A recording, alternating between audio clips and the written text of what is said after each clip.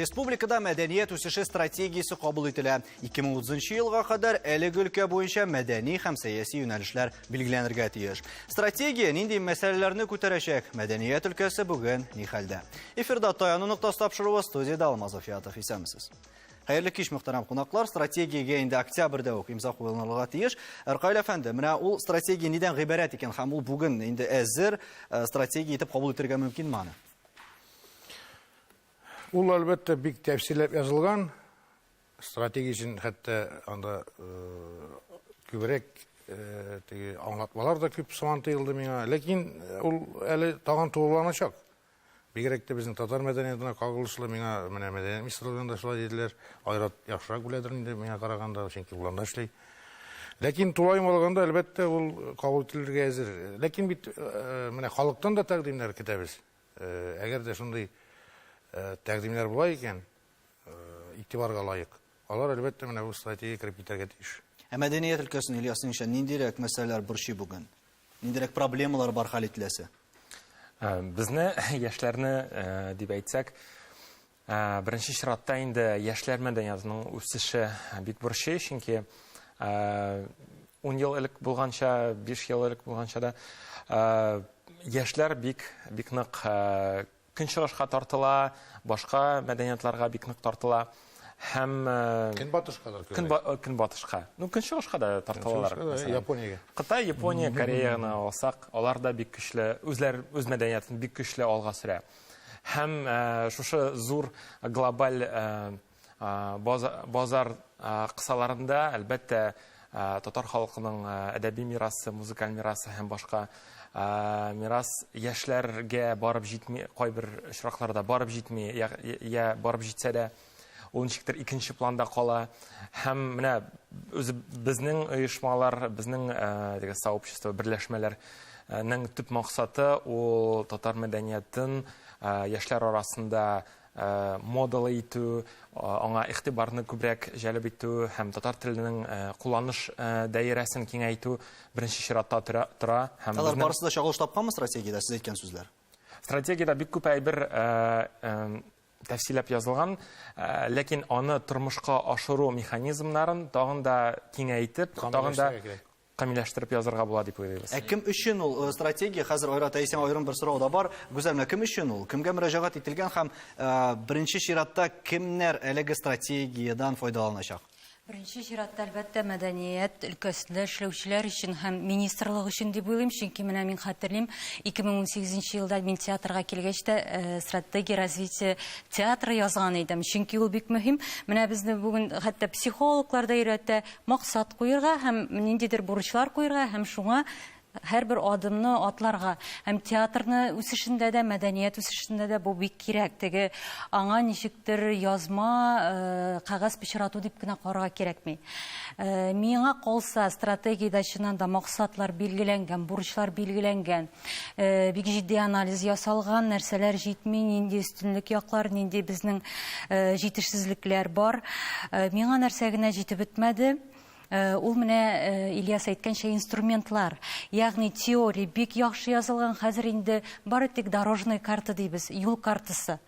Конкрет нинди юллар, нинди адымнар эшләргә кирәк. Килешерсез микән, юк микән? Мин стратегияны караганнан соң шулай ук ничектер күбрәк фәлсәфи фикерләр анда, глобаль ниндер проблемалар да күтәрелә кебек. Ләкин тормышчан менә шул халыкка якынрак мәсьәләләрдә урын алган микән монда? Алган алар әлбәттә, ләкин тиешле дәрәҗәдә микән, Айрат? Сез менә конкрет әйберләр турында сүз алып барганда, стратегияның иң ахырына күз салсагыз, игътибар итсәгез, анда индикаторлар бар, һәм һәрбер индикаторда күрсәткечләр инде, һәм һәрбер күрсәткеч менә әйтелгән проблемаларга җавап бирә торган күрсәткеч булып тора. Мәсәлән, 2025 елга шулай булырга тиеш. Шундый күрсәткеч үсәргә тиеш. Мәсәлән, шул ук Ильяс әйткән яшьләр арасында татар теле форматларының үсүе дә ул анда чагылыш, үзенең чагылышын таба. Ул бер яктан. Икенче яктан стратегия дигәндә әлбәттә менә монда ниндер мәдәниятка яңа караш та булырга тиеш. Һәм менә монда мәдәниятка яңа караш та чагылыр, иң беренче чиратта чагылыш тапкан. Һәм мәдәният дигәндә ул бары тик нәфис мәдәният, нәфис сәнгать кенә түгел, театр, кино гына түгел. Монда хәтта мәдәният киң мәгънәдә ул мөнәсәбәт культурасы, ул икътисад культурасы һәм башка культуралар, анда 5 шундый катлам күрсәтелгән. Һәм менә мәдәнияттагы нәфис сәнгатьтә булган үзгәрешләр менә бу культураларны да алга таба үзгәртер дигән максат куела. Ягъни мөнәсәбәтләребез коммуникацияндә, икътисадта үзгәрешләрдә булачак, шундый максат куела. Һәм тел мәсьәләсе белән дә бит әле монда барыбер ниндидер арадашчык. Һәм конкрет әйберләр дигәндә, әле бит бу программа белән шикләнелми мәдәният үсеше. Мәсәлән, татар халкының үз билгеләнүен саклау программасы бар, телләр үсеше программасы бар. Бу барысы да мәдәният өлкәсен тәшкил иткән программалар. Һәм алар бу стратегияны тормышка ашырырга мөмкинлек бирәләр. Әлбәттә, стратегия ул шундый киң кылачлы, кай вакыт ниндер бигрәк киң конкрет булмаган әйберләр кебек сизелә, әмма аның астында менә шул берничә программа ята. Һәм гүзәл әйткән, хәтта аларның театрының стратегиясе дә моның нигезендә ята дип әйтеп була. Менә театр үсеше стратегиясе. Әйе, менә шул стратегияны без быел тагын мәдәният министрлыгына министрга алып бардым. Иш көне бер эшләнмәгән. Барсы да тормышка ашып, әлбәттә, мәдәният министрлыгы президент ярдәмендә бит менә балалар студиясе ачу, безнең реконструкция ясау китапханәне шулай ук кече сәхнә итү. Һәм инде икенчесе бәйбе фестиваль. Калганнары барсы да тормышка ашып китә. Ягъни менә язган әйбер чыннан анда конкрет максатларда куелган иде. Барсы да тормышка ашкан һәм безнең өчен бу әлбәттә ниндидер зур адым. Һәм утырыш та булды бит әле мәдәният утырышы. Монда Фәрит Бикчәнтәев та театраль институт төзү тәкъдиме белән дә чыккан иде. Менә ул тормышка ашырлык юнәлеш шулар. Президент каршындагы мәдәният буенча совет утырыш, әйе. Утырыш инде, беренче утырыш булды. Бу театраль институт ачу мәсьәләсе әлбәттә ул актуаль бит. Сүздә юк. Безгә чөнки менә Ильяс әйтте, кадрлар мәсьәләсе. Ул стратегиядә әйтелгән әлбәттә. Компетенция һәм кадр. Анда 5К шуның арасында бар инде. Кадрлар мәсьәләсе. Менә ул культура дигәндә әлбәттә классик киң. Культура бит ул менә без күз аллаган мәдәният дибез инде без татарча. Мәдәниятне генә күз алдында тотмый. Ул гомумән культура цивилизацияны да күзәтә. Ул иҗтимагый тормыштагы bütün өлкәләргә кагыла. Шул без һәрвакыт Ләкин без күз алдына китерәбез, мәсәлән, мин хусусен мәдәният дигәндә тип татар мәдәниятының язмышы. Галимҗан Ибраһимның бер мәкаләсе дә бар бит, татар мәдәнияты кайсы юлдан барачак дигән. Анда ул бик зур стратегия 20-нче елларны язган һәм һаман актуаль. Чөнки авторы биек була. Шуңа күрә кадрлар мәсьәләсе. Монда бит теләмисеңме татар мәгариф системасына яңадан кайтып төшәсең. Татар телен, татар әдәбиятын, татар тарихын, татар гомумән менталитетын, дөньясын билеп, аңлап эшли торган мәдәният хезмәткәрләре булсын өчен, ул әлбәттә ана сөт белән керергә тиеш, мәктәбе булырга тиеш. Әгәр дә мәгариф системасы безнең җимерелсә, тармар ителсә, без әллә нинди стратегияләр төзергә мөмкин, ләкин ул тормышка ашмаячак. Менә иң беренче әлбәттә игътибарны шуңа юнәлтергә кирәк иде. Мәктәпләр. Һәм менә Салават та әйтте бит ул ниде? Совет утырышында теге шул кадрлар мәсәлән, җырчылар әзерлеге бер бюджет урыны да бирелмәгән. Һәм продюсерлар юнәлеше буенча да фикер. Һәм гомумән әле мин менә күптән түгел Чувашиядә булдым, Чабаксарда. Анда без очраштым мин Чувашия дәүләт советы менә шушы мәдәният аларның киңрәк булганда сәламәтлек саклауда керә. Аларның сөйләве буенча без әлбәттә шактый югары алар сезгә карап торабыз диде. Ничә мәйдан безгә карап тормас, сез безнең янәшәдә барып басып хәрәкәт иттегез. Ләкин бер бар, менә мин анда очраштым, студентлар белән дә без очраштык инде. Журналистика факультеты студентлары белән. Bir-iki Татарстаннан келген балалар да булып чыкты. Бер кыз, бер егет, берсе Буадан, берсе Зеленодольскийдан. Ничек Казанга килмәде гиздегеш, Казанда бюджет урыннары юк. Менә Салаватның, менә журналист, без шул культурага керә бит ул. Әле мәдәният турында язучы журналист кенде, гүмән бу безнең татар мәдәниятының бер мөһим өлеше татар журналистикасы. Бюджет урыннары юк. Салават айтты бит, җырчы булып килә, гүмән алганда бик теге артык бай кешеләрнең балалары түгел, проблема күтәрелми диде ул. Җырларга киләләр, ну, ярлы дип әйтәсем килми минем, уртача хәлле, ләкин акча түләп укытырга мөмкинлеге булмаска мөмкин, чөнки бик кыйммәт. Шуңа күрә biz менә шушы мәсьәләләргә ныграк игътибар итәргә кирәк. Бу стратегиядә керергә тиеш дип уйлыйм. Һәм утырыш турында сөйләшә башлыйк әле. Ильяс, сез дә әлеге утырышта булдыгыз, мин аны карадым, ләкин шундыйрак фикер калды монда, әлеге утырыштагы яңгыраган фикерләр һәм тәкъдимнәр дә стратегиягә керергә тиеш дип әйттеләр. Ләкин күп очракта барыбер кеше үзе турында сөйләүгә һәм ничектер кайбер проблемаларга да өстән генә карау кебек тоелды. Менә бу фикер белән килешәсезме икән? Мин үзем беренче тапкыр шундый зур һәм җаваплы утырышта булдым. Без инде әлбәттә яшьләрне андый чараларга әзрәк чакыралар, ләкин минемчә бу утырыш кысаларында мөмкин булган темалар күтәрелеп сөйләнеп чыкты. Инде сөйләнеп бетмәгән әйберләрне инде Мәсәлән, Мәдәният министрлыгы белән хезмәттәшлектә иҗтимагый оешмаларның инициативасы белән барыбер җиткереп бетергә кирәк. Чөнки 1-2 сәгатьлек утырыш эчендә һәрбер үз фикерен әйтә башласа, ул буткага әвереләчәк. Әлбәттә, анда Россия Федерациясының Мәдәният министры килгәнгә күрә, аннары безнең республика biraz форматы да үзгәрде. Аның үзенең бик каты бер регламенты булды һәм мондый чараларда андый регламент сакланырга тиеш дип уйлыйм.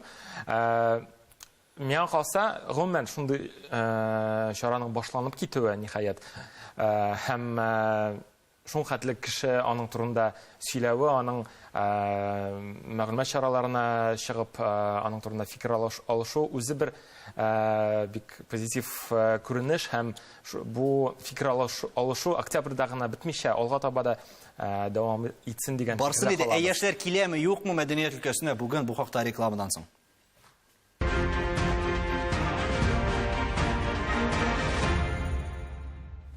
Татарстан Яңа гасыр телеканалында таяну нуктасы тапшыру, без мәдәният турында сөйләшәбез. Гүзәл рекламага киткәнче менә утырышта яшьләрнең катнашу һәм аларның инде күпмедер дәрәҗәдә үз фикерен әйтә алуы, шулай ук бер адым алга дип санарга мөмкин дигәнрәк фикер яңгырады. Менә яшьләр киләме бүген? Яшьләрне нәрсә белән җәлеп итеп була мәдәният өлкәсенә? Барыбер акчасын түләргә кирәк. Монда әлбәттә Россия мәдәният министры да әйтеп китте, башка регионнар белән чагыштырганда әле сезгә зарланырлык түгел дип Бакаев әфәнде дә менә шул ук фикерне җиткергән иде. Һәм хезмәт хаклары буенча да әле сездә иң югары күрсәткечләр дип. Ләкин чынлыкта хәлләр ничек икән? Беләсезме, күрсәткечләр дә төрле. Мәсәлән, бер театрның, мин инде театр булгач театрны мисал итеп китерәм, һәм калган театрларның төрлечә булырга мөмкин. Шуңа күрә теге Татарстанда хезмәт хакы бер төрле дип әйтә алмыйм. Мәсәлә, андый проблема бар акча мәсьәләсендә. Яшьләр килә, 1-2 ел эшлиләр, дәртләнеп, шул кадәр бирелеп, көне-төне ялсыз. Ләкин 15 мең акчага квартирага түләп тору, юл, азык-төлек, әлбәттә егетләр бар, аларның өйләнәсе бар. Менә директор буларак, әлбәттә, бу сорау мине бик борчый. Мин аны 2 ел элек президент каршында да күтәргән идем бу сорауны. Ләкин үзегез аңлыйсыз, хезмәт хакын күтәрү булай гына була алмый ул. Хәзер бигрәк тә кризис чорында бу турыда сүз дә барырга мөмкин түгел.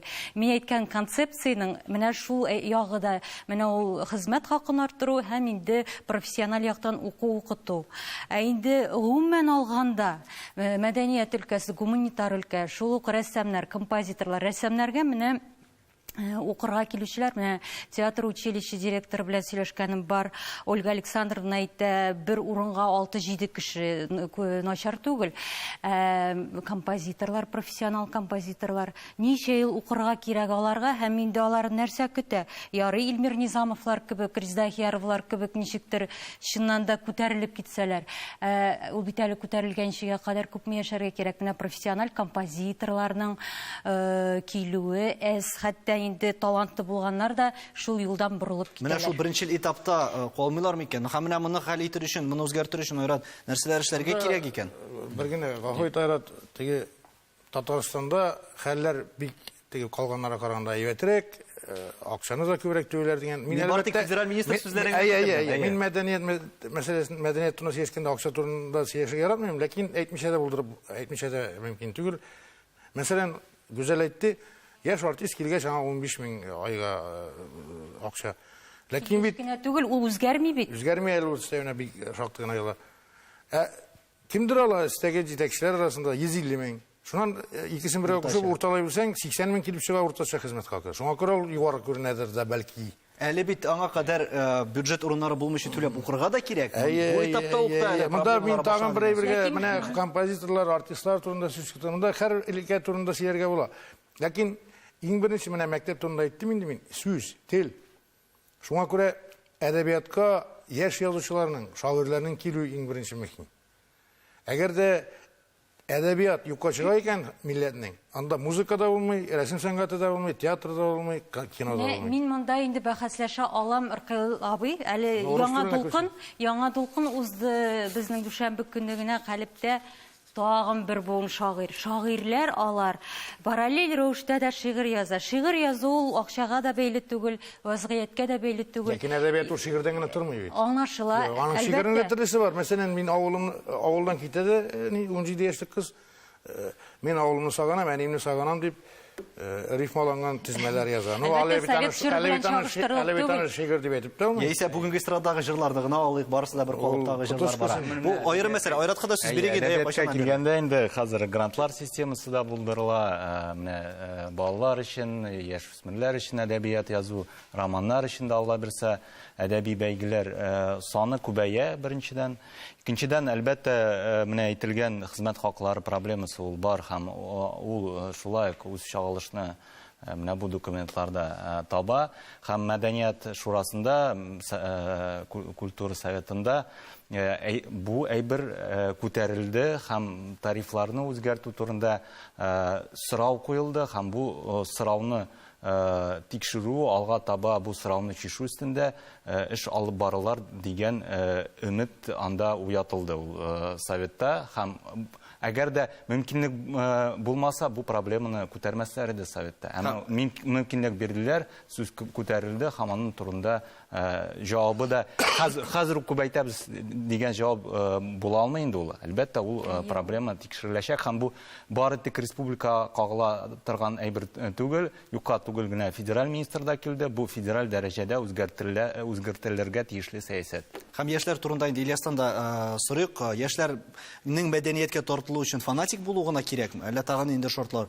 үтәләргә тиешме? Мин инде гүзәл күбрәк профессиональ мәдәният вәкилләре белән эшләсә, мин күбрәк үз эшчән яшьләр белән эшләтәм, чөнки мәсәлән безнең фестивальдә катнашкан күпчелек артистларның, яшьләрнең бар мәсәлән төп эшләре, бар хоббилары.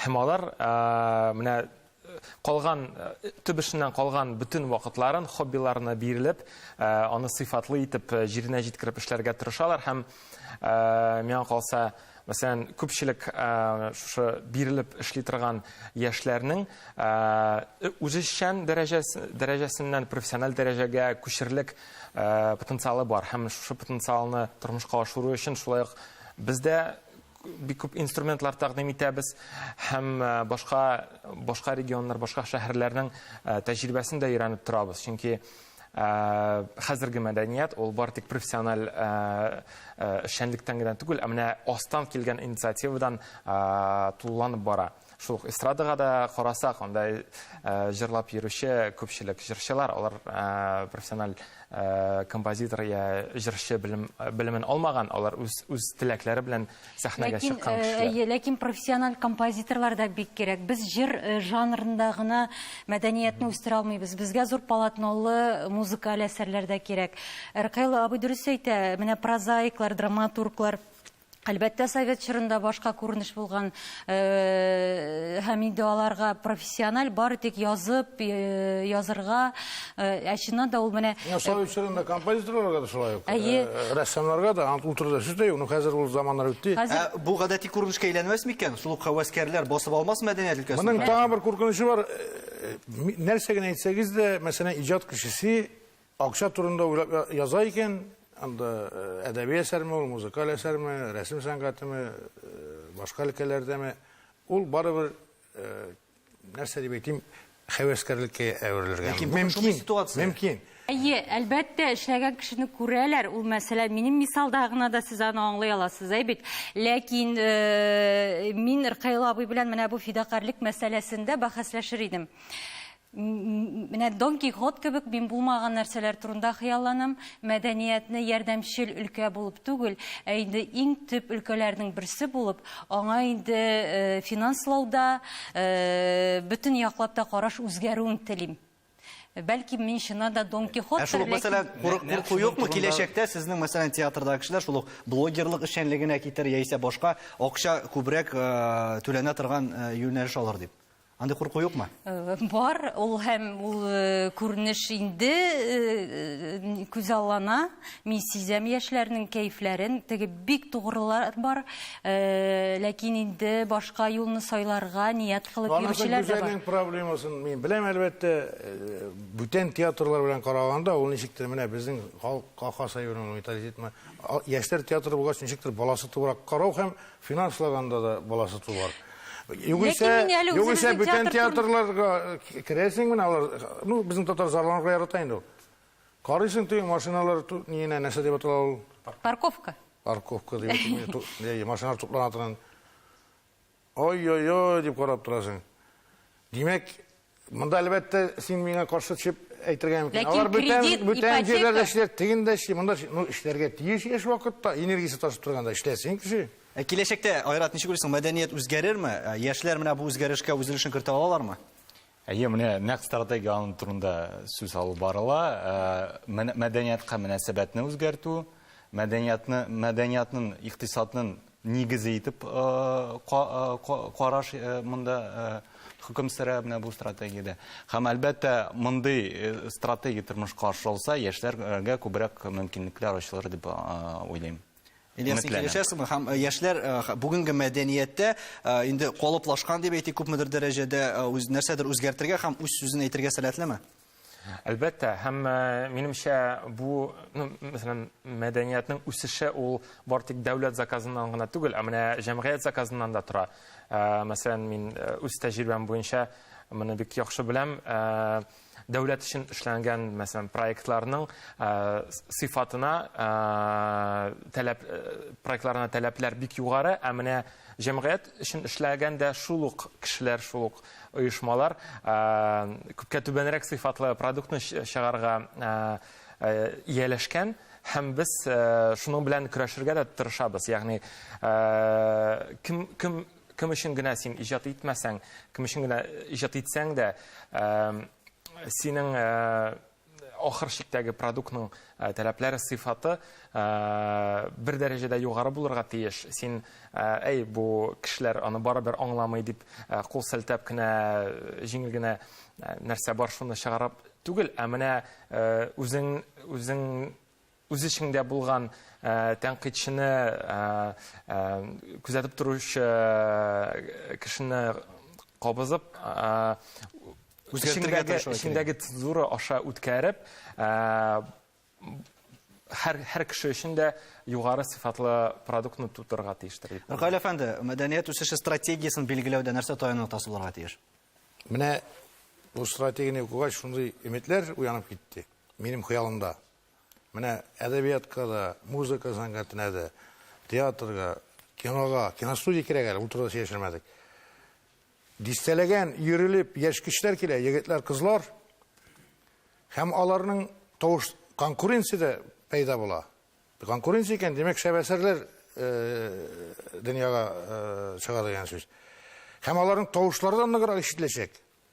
Теге матди яктан да тавыш күбрәк ишетелә икән, матди яктан да ул бүтәнчә караш була дәүләтнең. Һәм халык тарафыннан да. Моның өчен нәрсә кирәк? Таян ноктасы. Үз милли аңны, безнең милли үз аңны уята торган, кузгатырга сәләтле мәктәп. Менә мин халкым өчен шундый әйбер эшләргә тиеш дигән яшьләрен тәрбияләй торган мәктәп. Димәк, максатлар билгеләнде, мәдәни үсешне күрсәтүче юллар ачыкланды. Иң мөһиме, стратегиядә күтәрелгән мәсьәләләр тормышта да хәл ителсен иде. Исәнлектә күрешергә язсын.